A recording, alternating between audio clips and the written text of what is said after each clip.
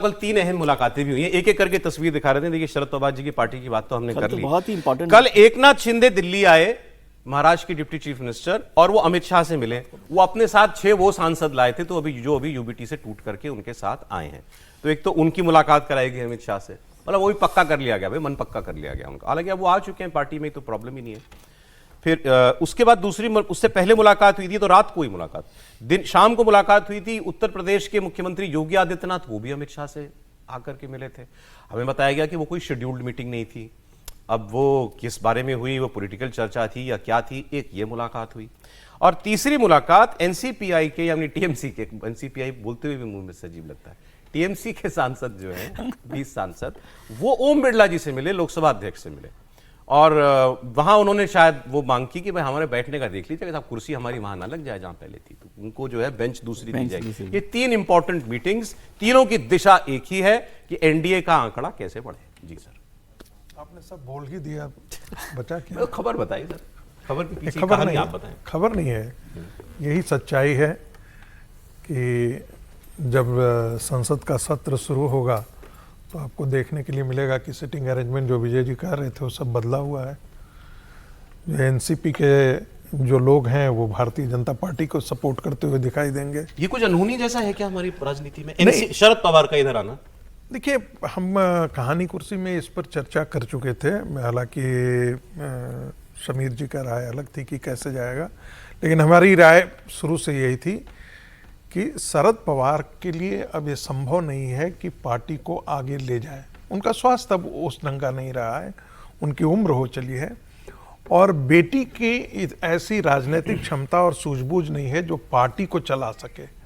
तो ऐसे में उनके लिए इस सबसे अच्छी बात ये हो कि उनके बेटी का भविष्य, राजनीतिक भविष्य जो है वो सुरक्षित रहे। और राजनीतिक भविष्य के लिए उनके सुरक्षित रहने का सीधा सीधा मतलब है कि भाई एक कॉन्स्टिट्यूएंसी वो जीतना अब उनका पक्का रहे और मंत्रिमंडल में उनका एक बर्थ मिल जाए। तो यही उस सुरक्षा का मतलब यही है उनके लिए। सुप्रिया को आपने सुना, उसके बाद कोई कंफ्यूजन है आपको कि इनका? मुझे कोई कंफ्यूजन नहीं है, मुझे कोई कंफ्यूजन नहीं है, बिल्कुल ही नहीं है। वो देवेंद्र बिल्कुल सही कह रहे थे, राजनीति में कोई भी अंतिम समय तक सच नहीं बोलता है, उससे पहले तक सब झूठी बोलते हैं। जब सच घटित हो जाता है तब उसके बाद कहते हैं कि हाँ ये तो लास्ट मिनट में ऐसा हमने तय कर लिया था। सर वो इसलिए भी होते ना, there are so many slips between cup and lips. हाँ जो भी हो, मैंने, लेकिन ये इनका तो एक सुनिश्चित था इनके पास। देखिए चिदम्बरम जी ने जो नाम ले दिया डीएमके का भी, बिल्कुल पहले ही हो गई है। देखिए विकल्प नहीं है, और डीएमके के लिए सबसे अभी बड़ी जो खतरा है वो कोई भारतीय जनता पार्टी नहीं है। कल जाकर के डीएमके भारतीय जनता पार्टी के साथ चुनाव लड़े, इसकी भी हम संभावना से इनकार नहीं कर सकते हैं। आखिर पहले अटल जी के समय लड़ चुका है। तो ऐसी स्थिति में उनको सबसे बड़ा खतरा अभी विजय से है। विजय को कैसे परास्त करें और या उनमें तोड़ फोड़ हो, उसमें भी कहीं ना कहीं भूमिका जो होगी, ये मदद जो होगी वो केंद्र सरकार की ही होगी, यदि ऐसा किया जाता है भविष्य में।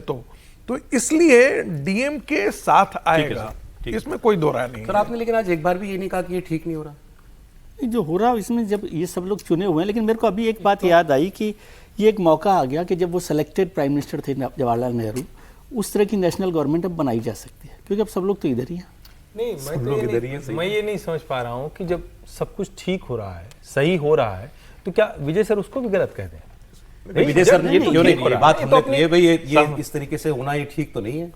राजनेता, हाँ ठीक है, लेकिन जब राजनेता खुद पॉलिटिकल पार्टी अपने आप तय कर रही है, उनको अपना ये बड़ी बात कह दी आज। आप कह रहे हैं ये पार्टियां अपने आप टूट रही है, बीजेपी नहीं तोड़ रही। बीजेपी भी तोड़ रही होगी, लेकिन फैसला तो वो कर रहे हैं ना खुद मिला के, कोई ऐसा थोड़ी दोनों मिलकर करते हैं ना काम।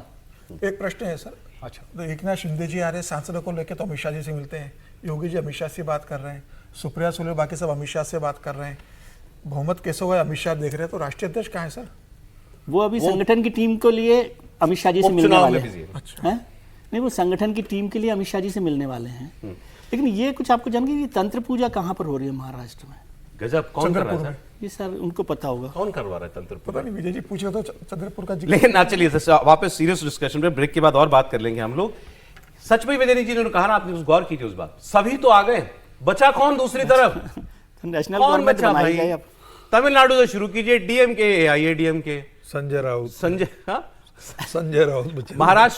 महाराष्ट्र में ज्यादातर लोग इधर आ गए हैं, आंध्र प्रदेश वाले वो इधर ही हैं, एक कांग्रेस आम आदमी पार्टी वाले वो इधर आ गए। अब मोटे तौर पर कांग्रेस पार्टी बची और अखिलेश यादव के लिए भी आप अच्छा, इसके अलावा सारा ऑपोजिशन आ गया इधर। वैसी अभी तस्वीर की अभी कल्पना- 2 साल हुए हैं इस नई सरकार में, नहीं, और वो भी माइनॉरिटी गवर्नमेंट। उस तस्वीर की कल्पना कीजिए जिसमें संजय राउत भी इधर हो तो कैसा सर अब लगेगा? देखते हैं सर, अब आप ऐसी तस्वीर छोड़ने का मन किया है।